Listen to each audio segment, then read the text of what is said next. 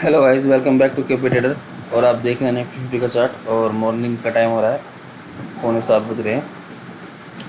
और जैसा कि कल हमने एक एनालिसिस करी थी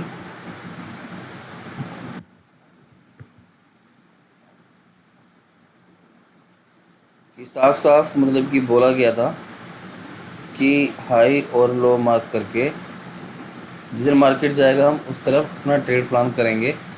और एनालिसिस ये थी कि एक बड़ी कैंडल A1 डे की ऊपर अपसाइड या डाउन साइड खड़ी हो सकती है। इस तरीके से कुछ एनालिसिस थी, पर क्या हुआ, जैसे कि न्यूज़ फ्लो चल रहा था हिंडनबर्ग केस का, तो मार्केट ने एटलीस्ट वैसे ही रिएक्ट किया, सब कुछ सेम था। ठीक है, ब्रेकआउट, रिटेस्टिंग और बहुत सही फ्लो चल रहा था मार्केट का। मार्केट को आना चाहिए था, पर अचानक से जो न्यूज़ बेस ने अपना रुख बदला और एक ही झटके में मार्केट वापस ऊपर की तरफ पहुंच गई। ठीक है, एक तो बात ये हो गई। और दूसरा फिर क्या हुआ, यहाँ पर मार्केट ने दिखाया कंसोलिडेशन। ठीक है, यानी कि अगर हम इन दोनों पॉइंटों को अगर हम यहाँ पर कनेक्ट कर देते हैं इस तरीके से, ऐसे, तो हम क्या देख रहे हैं यहाँ पे, ना तो जो हमारी रेंज थी, ना हमारी रेंज से मार्केट ऊपर निकला एकदम ही फ्लो में, और ना नीचे की तरफ। यानी कि मार्केट ने ऐसा फंसाया है कि पूरी की पूरी एनालिसिस एनालिसिस थी जो हमारी, वो हमेशा वो गलत कर दी, पूरी की पूरी एनालिसिस। ठीक है, कुछ भी नहीं छोड़ा। अब हम क्या कर सकते हैं वो देखने वाली बात है। तो देखो, अगर हम अभी भी एक चैनल के अंदर है, अगर मैं चार्ट को थोड़ा सा छोटा करूं तो देखो वही चैनल है जो 4-5 दिन से कंटिन्यू चल रहा है। और कहीं ना कहीं मार्केट ने क्लोजिंग बिल्कुल टिप पर दी है, न्यूट्रल एकदम दे रखी है।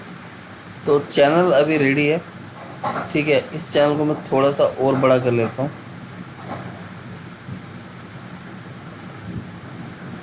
इस तरीके से। और देखो, छोटा ही टाइम फ्रेम रखा हुआ है, इसको एक और 1 आवर टाइम फ्रेम पे लगा लेता हूँ मैं। अब यहाँ पर क्या दिखाई देगा हमें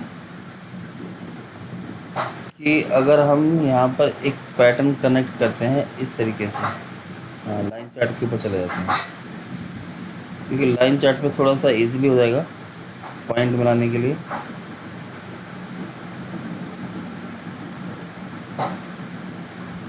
ठीक है, ये हो गया हमारा लाइन चार्ट। और अगर ऊपर की तरफ हमने इसको ऐसे मिलाएं तो ये कुछ मिलेगा हमारा इस तरीके से पैटर्न। ठीक है, सब अभी यहाँ पर सेट हो गया है।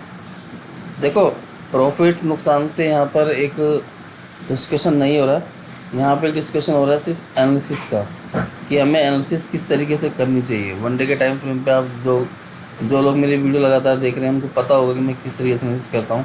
सबसे पहले तो मैं 1 डे के टाइम फ्रेम पे जाता हूँ। कंसोलिडेशन में फंसा हुआ था, इसलिए आज नहीं गया, और सीधे सीधा एक अभी भी यहाँ पर एक एम पैटर्न मेरे को इस तरीके से शो ऑफ हो रहा है, रिटेस्टिंग चल रही है, या ये इसको ब्रेक करके ऊपर की तरफ निकले, ठीक है, तब तो बात बनेगी, या फिर इसको ब्रेक डाउन करके नीचे की तरफ आए। तो ये है संपूर्ण निचोड़ आगे आने वाले दिनों के लिए।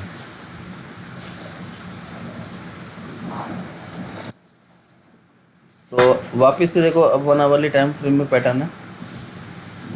ठीक है, अब हमें क्या करना है इसमें कि हम कहाँ ट्रेड अपना प्लान कर सकते हैं। देखो, जब भी इस तरह की कैंडलें मिले ना और बॉटम पर मिले, तो जो मेरा खुद का एक्सपीरियंस है, हमेशा एक बाइंग की अपॉर्चुनिटी ही तलाश करनी चाहिए। और ये जो बड़ी कैंडल है, ठीक है, जहाँ से बुलिश मोमेंटम की शुरुआत हुई, और यहाँ पर एक हमारी ट्रेंड लाइन भी आ रही है, आप देख सकते हैं यहाँ पे साफ साफ। और ये देखिए, बड़ी कैंडल आई, यहाँ तक कि प्राइस भी नहीं आया, और उसके बाद फिर से ऊपर चला गया। जब ये कैंडल बॉटम पे बनती है तभी बहुत बढ़िया काम करती है, मैंने खुद अपना देखा हुआ है। ठीक है, तो अब क्या होता है कि अगर हम इसमें ट्रेड प्लान करते हैं तो बड़ी कैंडल हमारी ये भी, मैं एक बार लेवल लगा लेता हूँ यहाँ पे, बुलिश कैंडल, बड़ी कैंडल, आप इसे जो ठीक लगे वो बोल सकते हो। ठीक है, और चलते हैं सीधा 5 मिनट के टाइम फ्रेम पे।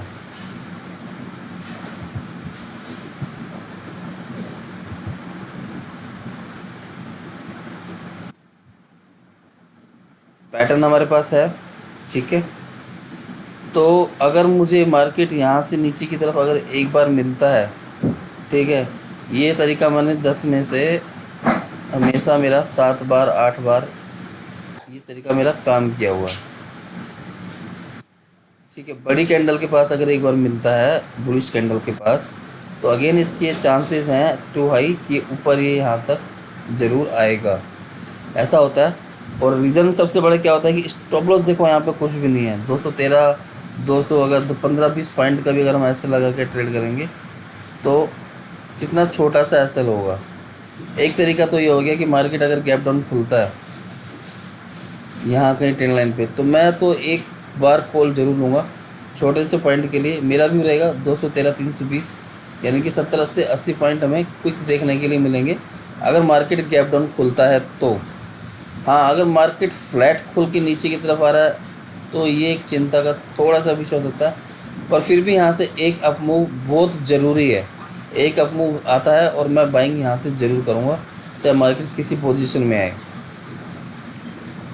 और अगर मेरा एसएल यहाँ पर हिट हो जाता है, ठीक है, मेरा पहला ट्रेड मान लो मैं यहाँ पे बाइंग करने के लिए बैठा हूँ, अगर गैप डाउन खुलता है और मेरा एसएल हिट हो जाता है तो मैं तुरंत यहाँ पर पुट की ट्रेड में जाऊँगा और मेरे एसएल सिर्फ 20 पॉइंट के होंगे।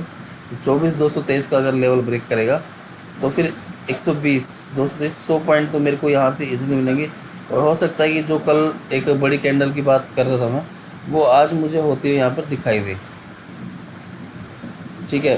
तो डाउन जोन हमारा 169 पॉइंट शायद समथिंग नीचे है, उसको भी एक बार देख लेते हैं।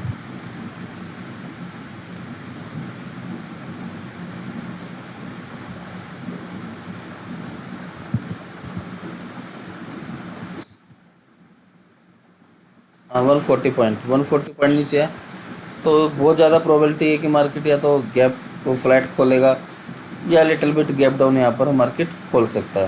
और गैप डाउन खोल के तुरंत फिर सीधी एक कैंडल हमें ऊपर देखने के लिए मिल सकती है। अगर इसको जब तक ब्रेक नहीं करेगा, यानी कहने का मतलब है 24 200 का लेवल, 24 200 का लेवल जब तक मार्केट ब्रेक नहीं करेगा तब तक मैं पुट साइड बिल्कुल भी नहीं जाऊंगा।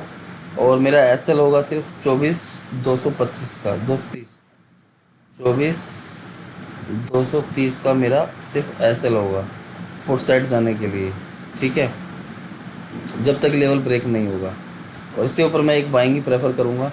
और गैप अप का सिनेरियो तो मुझे नहीं दिख रहा, पर फिर भी कर लेते हैं क्योंकि कई बार देखा हुआ है कि नहीं दिखता और फिर सिनेरियो दिखता है।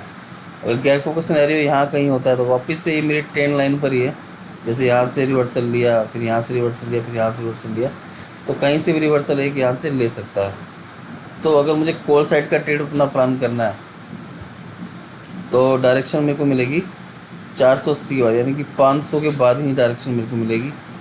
520 मैं छोड़ दूंगा 520 तक, 520 के बाद ही मैं एक कॉल साइड देखूंगा। वो भी आज मुझे लगता नहीं कि कॉल साइड का दिन रहेगा, बस अगर हाँ यार बॉटम टिप पे मिलेगा तो एक दिन बन सकता है, और कोई अदरवाइज़ मुझे लगता है कि आप खोल के मार्केट यहाँ से 300 से 100 पॉइंट खोल के और 200 250 पॉइंट भाग देगा। ऐसा कुछ मार्केट में है नहीं कि जो इतनी तेज़ी से ऊपर चला जाएगा।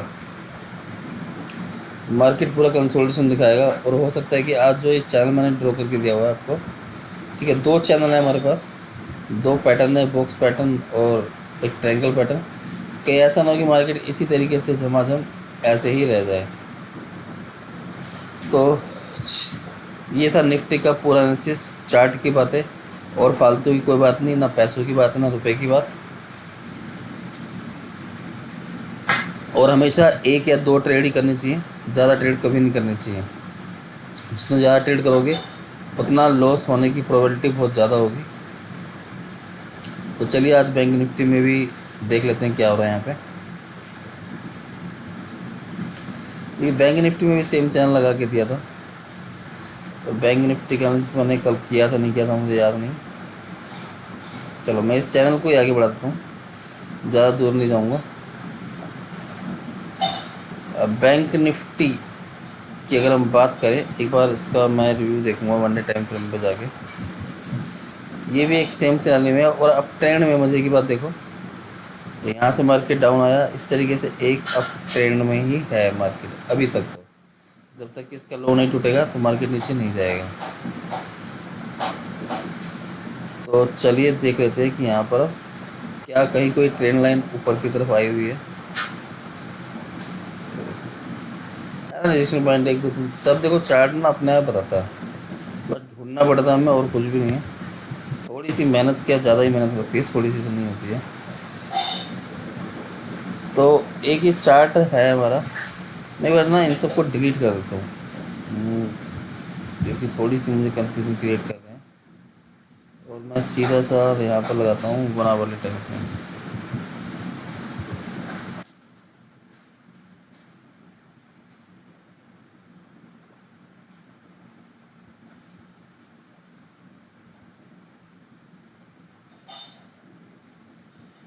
ठीक है, ये रेंज एक यहाँ पर बनी हुई है हमारी 50,700-800 के आसपास, और एक रेंज है इसमें ये भी। तो कहीं ना कहीं ये भी एक बॉक्स पैटर्न की तरह ही मार्केट यहाँ पर ट्रीट कर रहा है। और अगेन एक बड़ी कैंडल है, तो शायद इस चैनल का मिडिल पॉइंट ना हो, तो मैं यहाँ भी एक चैनल लगा देता हूँ। रिमूवल टाइम, और चैनल आ गया हमारा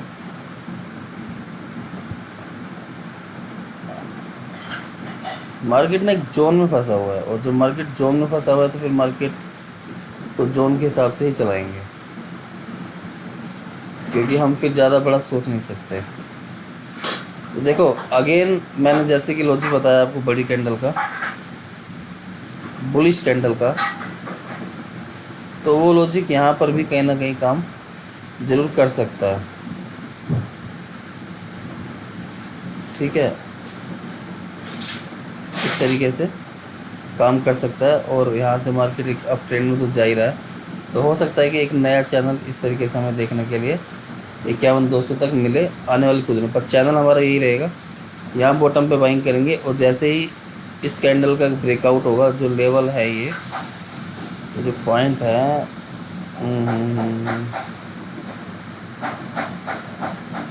50-150 के नीचे, मैं पूरा 50 जो हमारा 150 रहेगा इसके नीचे मैं बेरिश साइड हो जाऊंगा, और टारगेट अपना 49,600 तक फिर से मेरे को देखने के लिए मिलेंगे। तो बहुत है, 50,000 150 से और 600 400 500 पॉइंट मिल जाएंगे। ज़्यादा के चक्कर में तो मार्केट में पढ़ना ही बेकार है, क्योंकि जो ज़्यादा के चक्कर में गया वो ज़्यादा दे के ही उठाया, इतिहास गवाह है। और जो लोग ट्रेडिंग कर रहे होंगे, जो वीडियो देख रहे हैं, उनको भी यही पता होगा, बार बार ट्रेडिंग करने से ही वाट लगती है दिमाग की। इसके ऊपर बाइंग करेंगे, ठीक है, इसके नीचे हम पुट लेंगे यहाँ पर 50,800 के ऊपर एक कॉल साइड जा सकते हैं, और 50,150 के नीचे पुट लेंगे। इनके बीच में तो एक यही कॉल बनेगा बस, और कुछ भी सिनेरियो ऐसा नहीं है चार्ट में जो दिखाई दे रहा है। तो चलिए, चार्ट की बातें भी हो गई है और सब कुछ यहाँ पर ऑल सेट है। तो आई होप एनालिसिस जो है मैंने अपने हिसाब से बेस्ट करके दी है, और सिर्फ चार्ट तक ही सीमित रहा हूँ मैं, और ज़्यादा कुछ ऐसा मैंने गणित ज़्यादा लगाए नहीं है क्या होगा और क्या नहीं होगा। कल गणित लगाया था हैंडलबर्ग का, तो फेल हो गया वो। मार्केट ने अप और डाउन दोनों, कॉल पुट वालों दोनों का सत्यानाश किया। ठीक है, कुछ लोग कमा गए होंगे स्कैल्पिंग करके छोटे छोटे पॉइंट लेके, वो एक अलग बात है, पर हमें ट्रेडिंग करनी चाहिए डायरेक्शन की। अपना एक स्टॉप लॉस लगा दिया और चुपचाप पूरे दिन के लिए बैठ गए। ये पेशेंस हमारे अंदर होनी बहुत ज़रूरी है। जब तक ये पेशेंस नहीं होगी बैठने की, जब तक कुछ भी नहीं हो पाएगा ट्रेडिंग में। या तो फिर स्कैल्पिंग कर लो, छोटे छोटे पॉइंट लो, निकल लो, एज यू विश। तो चलिए वीडियो को यहीं करते हैं समाप्त। अगर वीडियो पसंद है तो वीडियो को लाइक और चैनल को subscribe. Thank you so much.